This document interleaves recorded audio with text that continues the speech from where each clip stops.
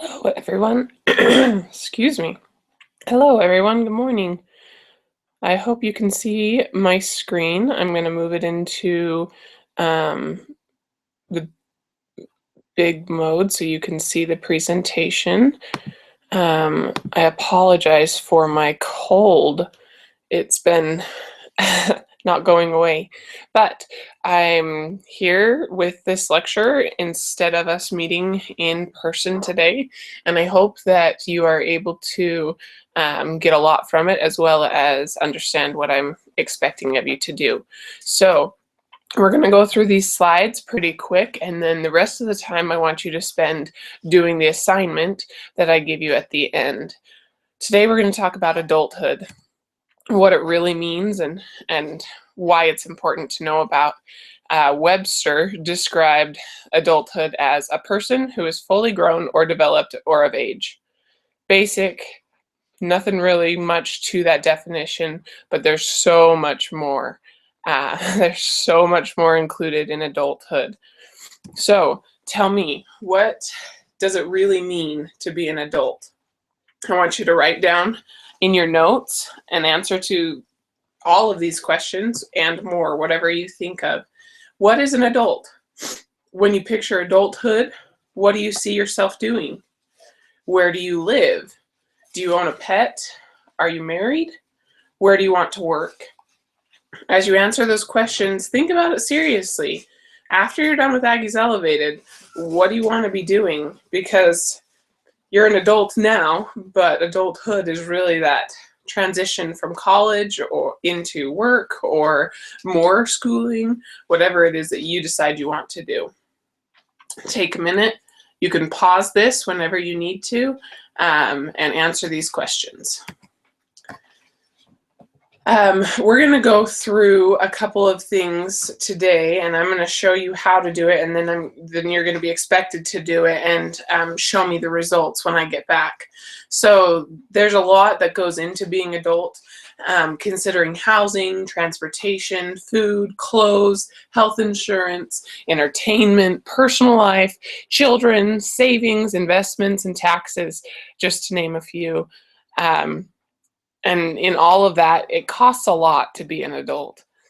So Utah Futures has a great tool that we're going to use to find out how much it'll cost you to be an adult. It's called the reality check.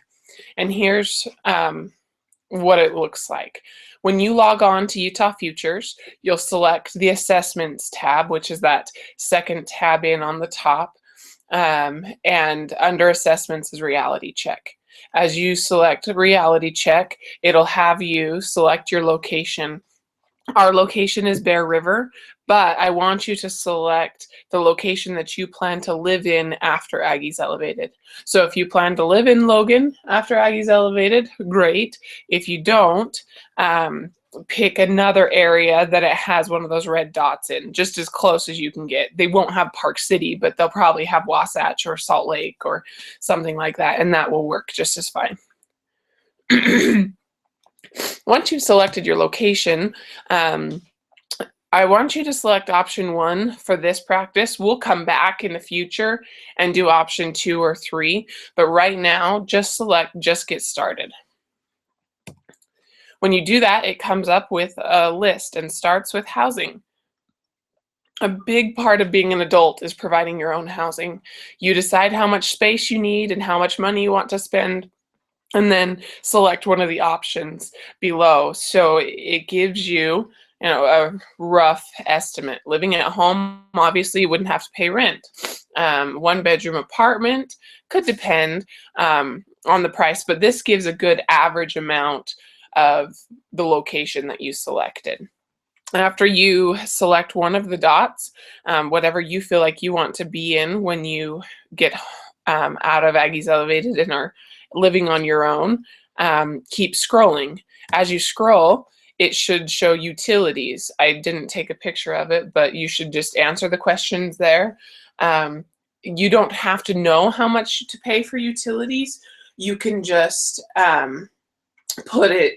select it, and it'll give you an average amount for each. So the utilities are your phone, your internet, your gas, your heat, all of that will be an option to select.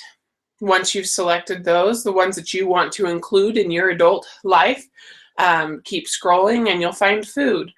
Obviously, we need to eat as adults. So another part of being an adult is buying your own food. You decide how much money you'll spend each month and select one of the options. Or you can enter a total amount that you want to spend, but it's kind of nice to have these rounding up options. The eat at home would just be you're making your own meals, you're doing, your own grocery shopping. The combo plan is that sometimes you're at home, sometimes you go out, and then the dine out is that you're just going to eat out all the time. Keep scrolling through all the topics. Your topics that you'll get through with this reality check are transportation, clothing, health insurance, entertainment, personal life, children, saving, investments, and taxes. When you get to the saving, investments, and taxes section, just remember that it's okay to select the basic model. You don't have to worry about knowing too much about those things. This is just to give you a rough idea of how much it will cost. So if you have questions about it, you can ask me when I get back, or talk to a mentor or a tutor. But the savings, investments, and taxes part is just make sure you're reading through it all and answering it as you feel best fits you. Once you get done with the taxes section, you should be able to submit to view the budget. And as you do that, it'll come up with a screen similar to what you see here. It'll tell you just the different prices that you went through to say this is what you wanted to do for housing, this is what you want to pay for your phone, this is what you want to pay for electricity, and then in the end it gives you a total budget. Make sure to print this screen. There's a little print button, you can just print it there, or you need it printed, but save it to your flash drive as well. You can just save it as a PDF and save it on your flash drive so that you have it as a reference in the future. Stop and do that now so that that happens. Once you've had a chance to look through the budget, look at how much it would cost you to live each month, select the matching occupations button. The cool thing with this is it gives you your budget. Do you see my budget on the left side? How much I wanted for each of these things and my total expenses. And then it gives me jobs that fit within $10,000 above or below my budget. So it gives you an idea of what types of jobs are within your budget range. Meaning, if I wanted to be a teacher and I have these current expenses, this would give me an idea of, I can look and go through the buttons here. Down at the bottom, you should have, 1 through however many. I have 15 different pages that show different jobs. And so if I wanted to be the teacher, I could look on there and find teacher and see if it's within the budget that I feel like I'm capable of living within. What do you do if your job isn't on there? Does that mean that you can't do it? What does it mean to you? It's really just looking at whether you feel like the expenses you feel you will have fit within what you feel that you can earn. Now, somebody maybe like a photographer or another job that may not be on here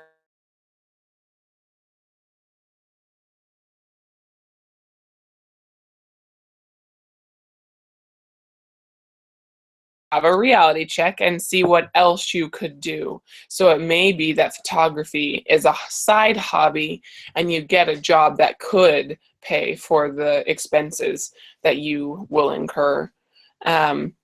Make sure to take a look through all the pages, and identify, hey, I haven't looked at that job, or oh, that looks interesting, or I have no idea what that job is. Just like you've done in the past, you can select the blue jobs. So any of the ones that, if it says coroner, you can select the coroner and it'll pop up with a lot of information about a coroner. So what you'll need to do once you get to here is really do some exploration. Don't just look it over and say, oh, cool, that's great. Your assignment will require some thought on the exploration. So make sure you're looking through it. Find a couple jobs that interest you. Make sure to see if the job that you ultimately want to do is on there. If it's not, you may have to consider, do I need to spend less? Can I spend more? Any of that would be what I want you to be thinking about when you get to this matching occupations section. As you click on the job title or the annual wage or the hourly wage, you can get more information about the job. And as always, if you have more questions, let me know. We're going to move on just to tell you a little bit about your assignment. I told you this lecture would be short so that you can jump into doing the reality check and then starting your assignment. You are required to write a 1 to 2 page description of the reality check. This is on Canvas. It should be published under week 1. You can get it there. If it's not, just send me a text, but I'm pretty sure it's there. Make sure to address your total budget needed for the life you plan to live. So what were your total expenses? What surprised you about the cost of living? Was it a lot more than you planned? Was it less than you thought? Had you thought about all the details that go into cost of living? Were you thinking you needed that amount of money each month? Do you spend that currently? Were there any occupations that you were thinking of pursuing as part of the matching occupation? So the ones that you thought, oh yeah, I wanted to do that. Cool, it fits within my budget. What occupations fit within your budget that you are interested that you maybe hadn't thought of before? Think of those jobs that you think, oh, I hadn't thought of being a coroner, but maybe that would be interesting. And then consider looking more into it. And then what can you plan to do because of the knowledge that you've gained from this reality check? I really want you to spend a good chunk of the paper on this last question. What are you going to do if you realize that you want to live a life that costs a lot more than you currently get money for? What do you have to do? You may have to do a job that you don't like at first to get toward a job that you do like. You may have to compromise a little bit. You may have to get rid of video games every month to pay for your utilities. But think really long and hard about what you can do to live within the budget that that it says you need to. Or maybe you need to reevaluate how you budget, and maybe you don't spend so much on certain things.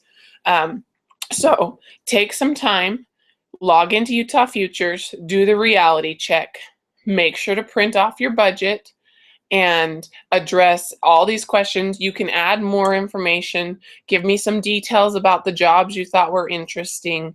What can you do to change or improve because of the knowledge of this reality check?